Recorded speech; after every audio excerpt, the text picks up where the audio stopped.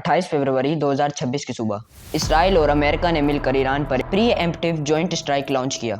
Israel का कहना है कि ये स्ट्राइक्स मेनली ईरान के सुप्रीम लीडर आयतुल्लाह खामेनेई को टारगेट करते हैं और रिपोर्ट्स के मुताबिक इसराइल और अमेरिका दोनों की आर्मीज इस स्ट्राइक की कई दिनों से तैयारी कर रहे थे। स्ट्राइक के बाद ही यूनाइटेड स्टेट्स के प्रेसिडेंट डोनाल्ड ट्रंप ने ईरान के लोगों से कहा, टेक ओवर योर गवर्नमेंट, मतलब रिजीम चेंज का ऑर्डर। लेकिन ये स्ट्राइक हुआ क्यों और ईरान ने इस पर रिटेलिएट कैसे किया और आखिर किस तरह? फिर से यह अमेरिका की एक सोची समझी साजिश है, चलिए जानते हैं। इसराइल और अमेरिका ने मिलकर ईरान पर प्री एम्प्टिव स्ट्राइक लॉन्च किया।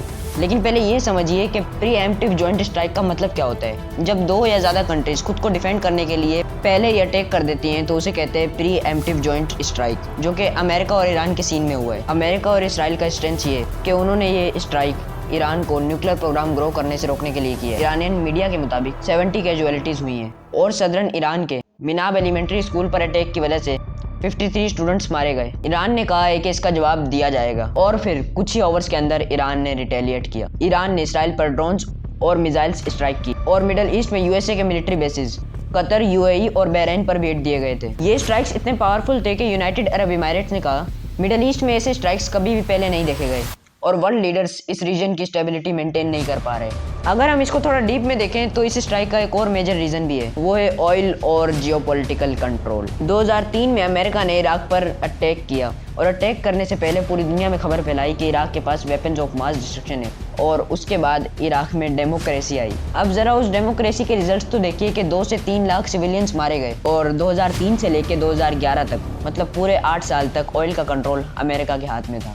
यानी कि मिडल ईस्ट के कॉन्फ्लिक्ट्स सिर्फ और सिर्फ स्ट्राइक्स नहीं, इकोनॉमिक और पॉलिटिकल इंटरेस्ट भी हैं। यहाँ पर मैं आपको एक और बहुत ही शॉकिंग चीज़ बताने वाला हूँ। कुछ दिनों पहले ईरान में बाल का स्टैचू जलाया गया था और इसराइल ने इसके बाद फौरन कहा कि ये क्लियर डिक्लेरेशन ऑफ वार है।